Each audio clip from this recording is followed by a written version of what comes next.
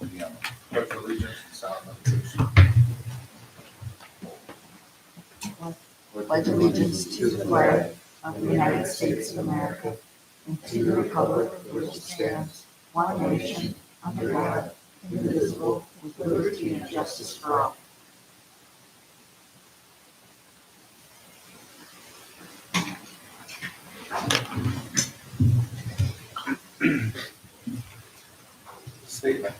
Statement regarding the meeting notice. The agenda for the meeting was sent to Shauna Leader and results broadcast. Copies of the agenda were also posted at the Village Hall, Bonneville State Bank, Bonneville Library. I have approval of the agenda. Make a motion to approve the agenda and deviate as necessary. I'll second it.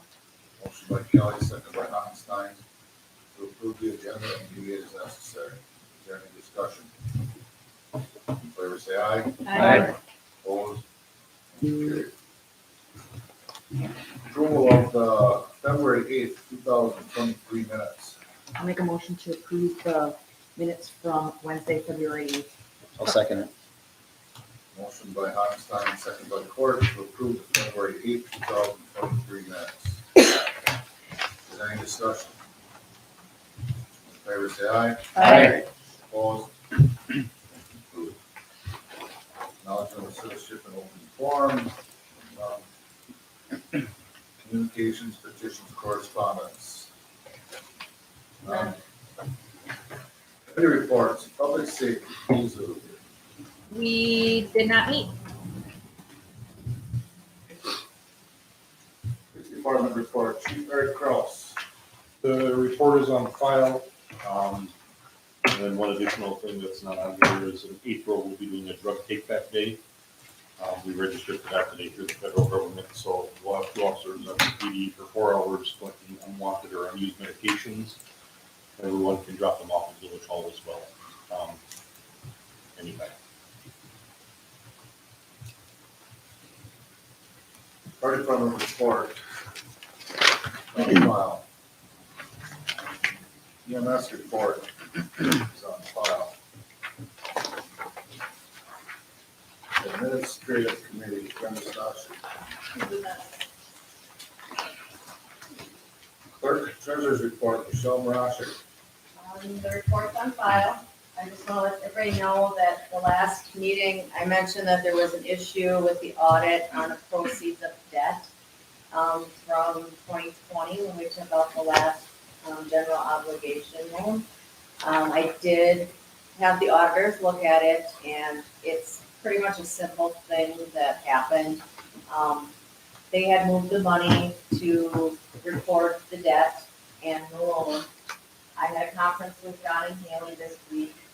The only thing that didn't happen is what they didn't do and what we didn't do is we didn't move the money to the cash, showing it moved to the cash for the 300 fund.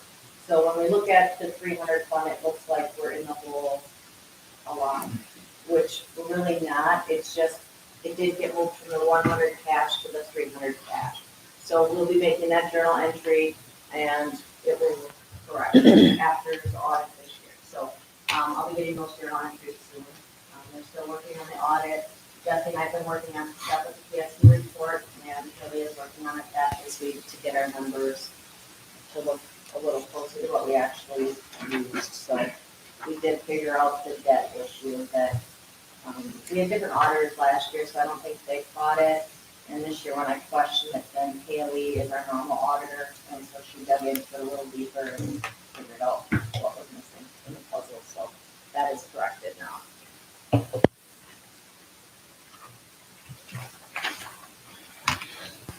Municipal Operations Committee, Ken Hohenstein. We did not meet. Municipal Operations Department, Jesse Rank. Reports on file. I just, to add to that, we've also been working on a recycling grant, filling out the paperwork for that. Trying to get that submitted to DNR. We're looking at ways to pave Whitney Woods, Stubby Road that Mr. Greenwald put in. Because there is potentially a house being built there. There might be some things coming up. Shauna Municipal Utility has stopped providing after hours use of their jetter truck. Now we use it maybe 3 times a year, but now that's straight a hassle for us. I'm looking for other trucks in the area to use. So if we have a sewer backup on the weekend, we used to just call Sean Municipal Utility. They come here with their tractor truck, figure the obstruction or whatever, and be on our way. But now we're gonna have to either call Pulaski or get a contractor to rebate them. So the response time is gonna be lessened, and they're not gonna, it's just not bondable. They're not doing that for it. It's everybody. So we're having a hard time finding people to work after hours and on weekend and on calls and everything else. That's a pretty big blow to us. One thing I found out is that the county is actually gonna pay all of VE, except when it comes to the build and bond level. They're gonna skip right over it and go down the river road. So, it had to do with that bipartisan infrastructure law, since they got funding for rural communities. It's gonna happen probably in 2026. But hopefully between now and then, we'll find stuff, there'll be other round of grants given out, so that way because they're just gonna mill and overlay. So that way they can do the entire length of Bonneville. So they would stop at the outskirts of Bonneville and then pick out once they got back over. So it's a rural community initiative and they're Yeah. skipping the community? Yep, that's exactly what it is. Cool. So that bipartisan infrastructure law, I don't know if you ever remember me talking about it, where we did a road, we cost probably 2, 3, 4 times the normal amount. So, and they didn't want to do any infrastructure under that. So that's where this is coming into play. Now, we could have probably applied for it, but then we would have been on the hook for 100% minus what we got from the bipartisan infrastructure law. If the county does this and gets grant money for it, let's say next year, year after, we would be responsible for the non-travel lane, sort of like with 117. So everything, they would do the travel lanes through the village. If we want to do the non-travel lanes, they would do that at the same time. The county probably the least expensive, but nothing's cheap. The least expensive of paving crews. That's why I'm going to ask them to do that portion up at Whitney Woods, because that should probably only be about $14,000, whereas a contractor is about $20,000. So that's just something to keep in mind. It's not something that's going to happen obviously overnight. You know, we're 3 years away from it. Hopefully, there's money that gets released between now and then to help us out. Maybe we'll get some of that Build Back Better money. If Ukraine gets done with it. Board reports. No zoning board appeals. Library board is on file. Plan commission has some items coming to the board. And fire commission is on file. Miscellaneous reports. Okay. New business, K1. Discussion of possible action to approve the comprehensive outdoor recreation plan. This is something that came from the Plan Commission meeting. Get the right page. Comprehensive outdoor rec plan, or CORP as they call it. What that does, if you have that plan, that opens you up for applying for grants and receiving funding for federal grants and other grants for park and recreation equipment. Now, you can apply for them funds without an outdoor rec plan, but your likelihood of receiving the funds are slim to none. What this is this would have Cedar Corp come in, and the things listed there, they would, background of the population, inventory of existing, facilities, so forth and so on. And then come out, we would have input on what we're looking to do in the next 5 years, because it's only good for 5 years. They put a plan together, and then with that plan, we can submit for funding through various grant opportunities. Without it, we can submit it, but you're not going to get anything because we don't have this plan.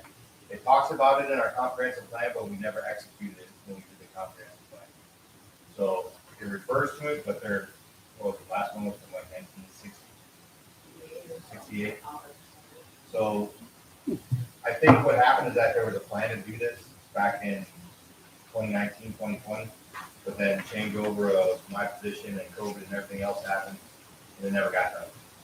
So I got 2 estimates, one from Cedar Corp and MSA. MSA was higher than Cedar Corp, and Ken Jaworski from Cedar Corp is actually the one who did our comprehensive plan with Ellers.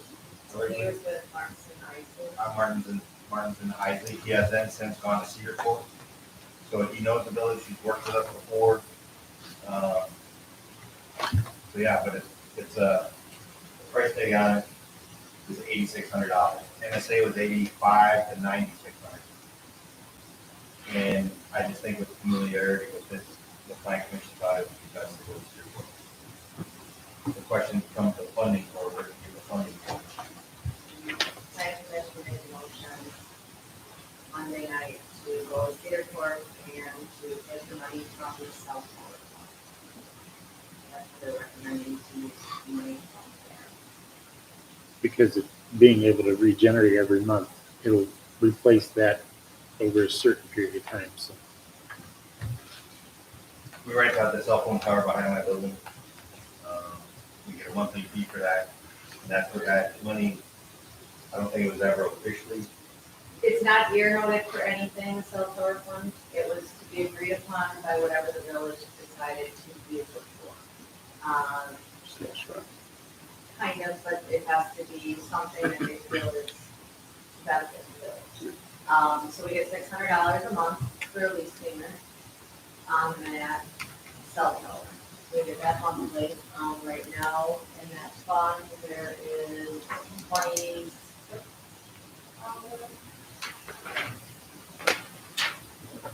25.9 is what is in there as of the end of February.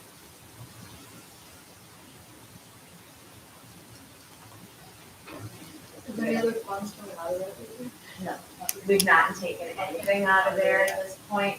The other fund they talked about at plan commission was ARPA money, but as we know, we need that really for the infrastructure on 117.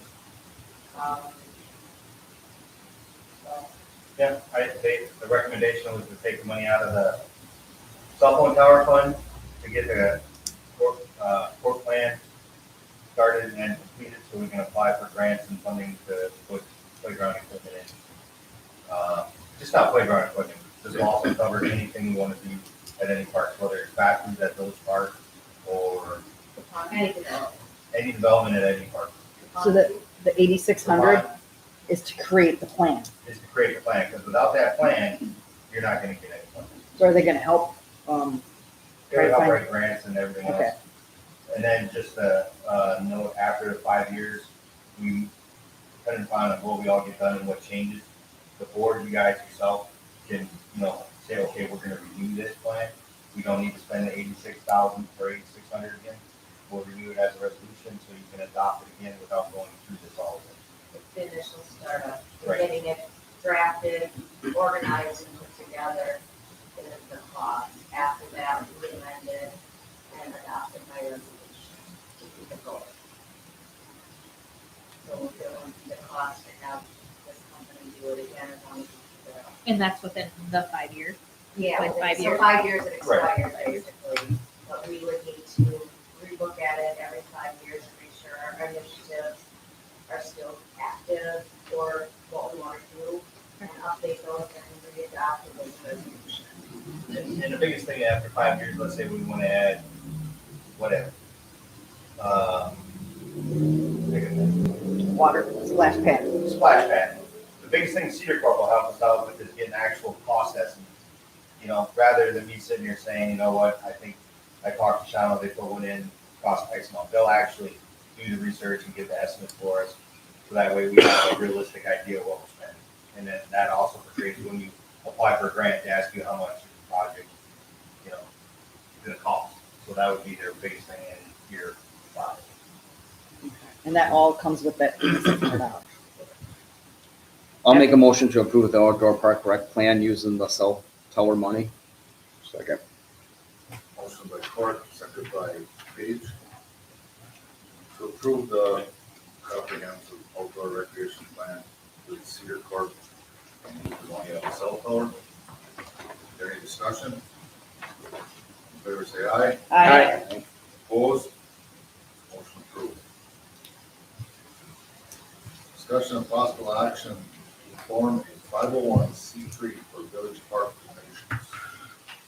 donations. This was another recommendation from Ken Jaworski, came from the Plan Commission. This would create a way for people to donate directly to the Cedar Park funds, or not Cedar Park, Bondwell Friends, to name it Friends of the Bondwell Parks.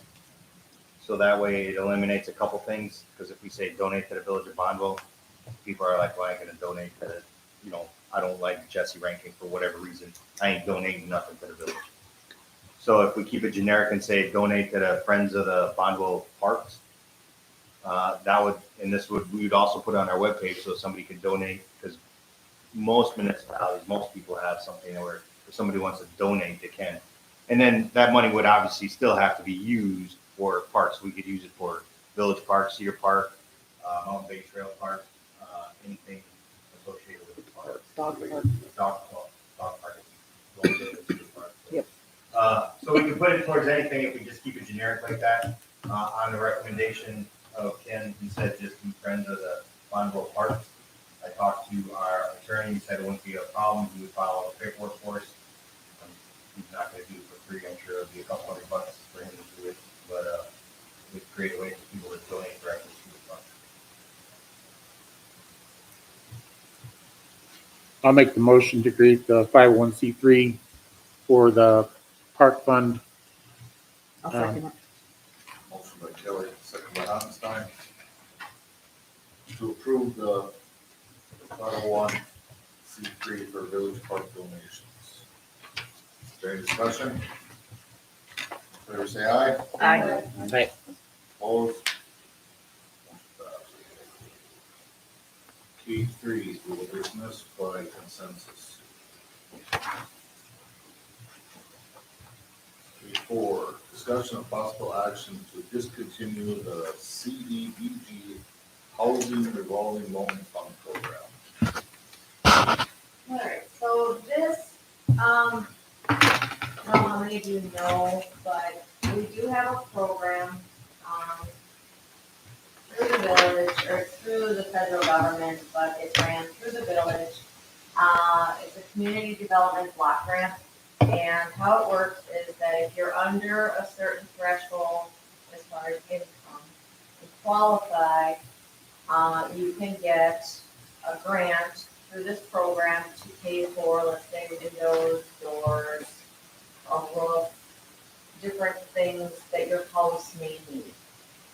Depending on the value of your house, depending on what you need done to your house, you can get a certain dollar amount. This grant, they pay for whatever needs to be done, and then you get the grant money, pay for those things, and it is repayable upon the sale of your house.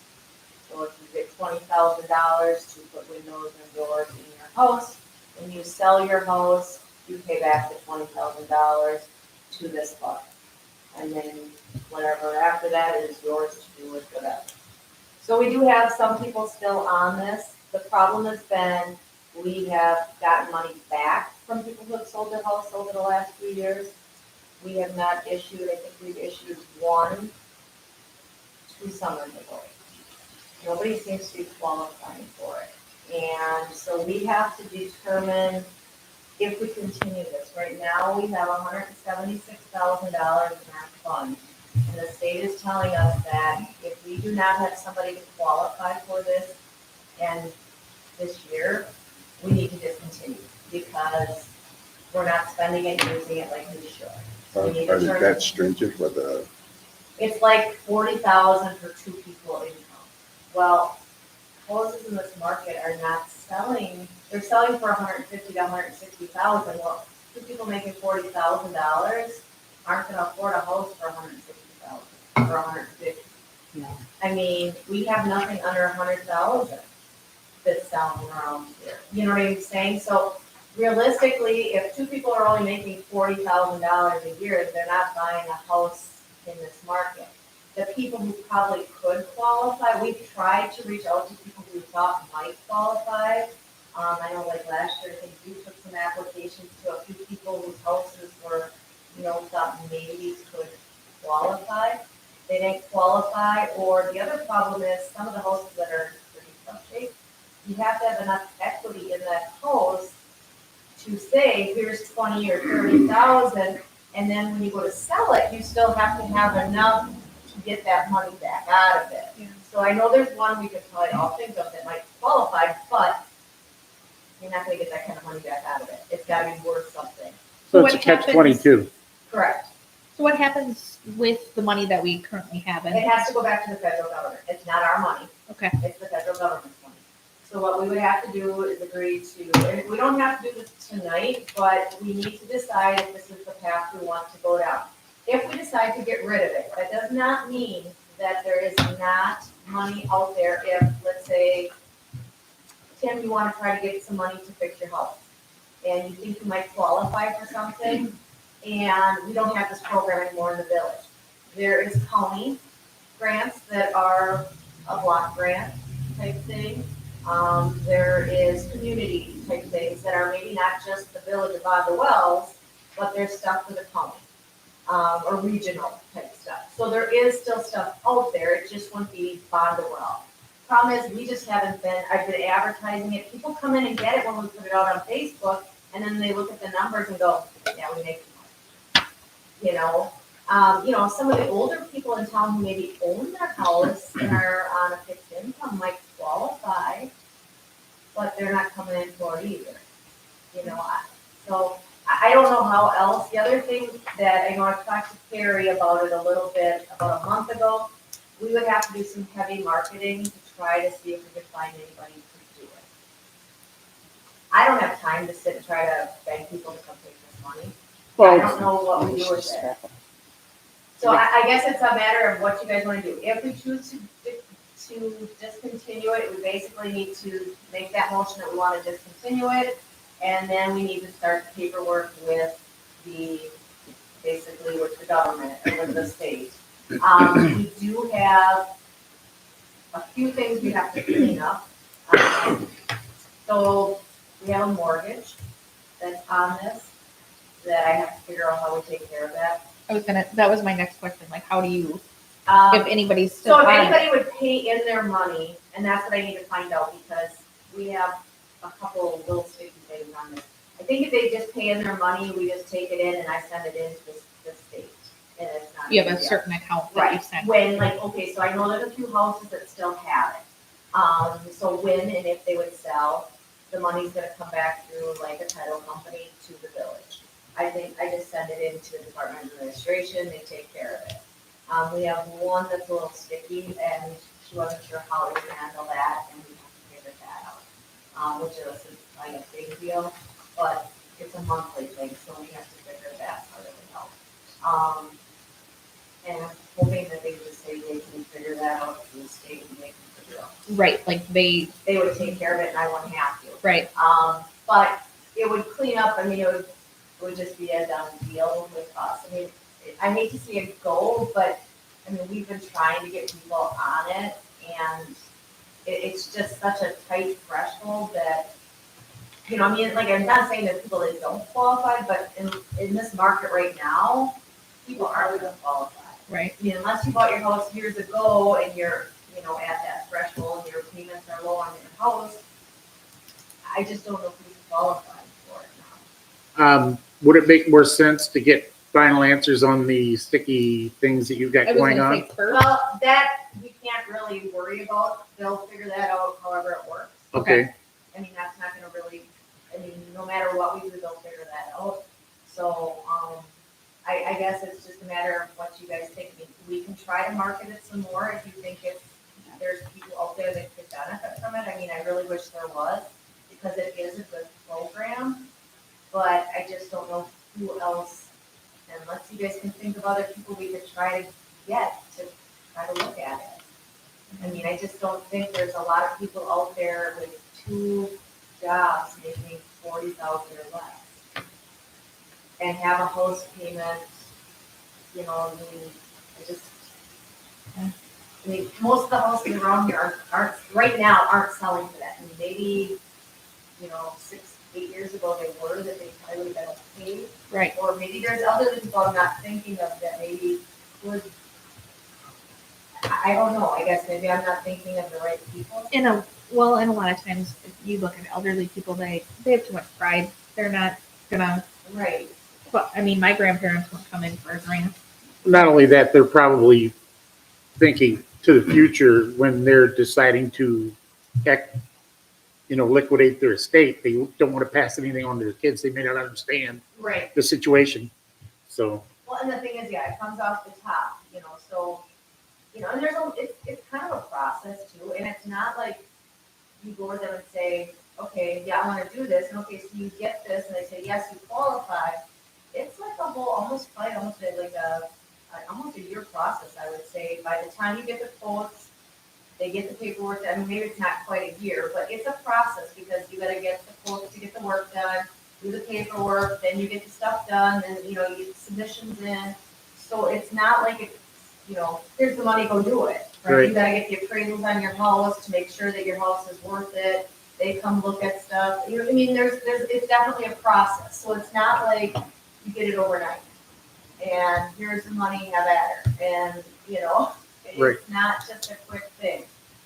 You know, I wish, I mean, I'm not saying I wish we had more houses, which everybody wishes they had more houses, but, I wish we had more lower income houses, I guess, or more houses that were maybe at a lower market price that would qualify, but everything seems to be selling at a higher market right now. So I guess, like I said, I don't know what you guys want to do with the program, but the state is basically, as you can see on the bottom, is saying that if you're not gonna use this, we need to know what you're doing. So I reached out to her and told her that at this point, I just don't see that we have a lot of people that would qualify. And then I was gonna bring it to you guys tonight to see what way you think we should go with this. I'll make a motion to discontinue the CDBG Housing Revolving Loan Fund Program. I'll second. Motion by Hoppenstein, second by Kelly. Discontinue the CDBG Housing Revolving Loan Fund Program. Is there any discussion? In favor, say aye. Aye. Opposed? Motion passed. Discussion and possible action to approve the operator bartender license application.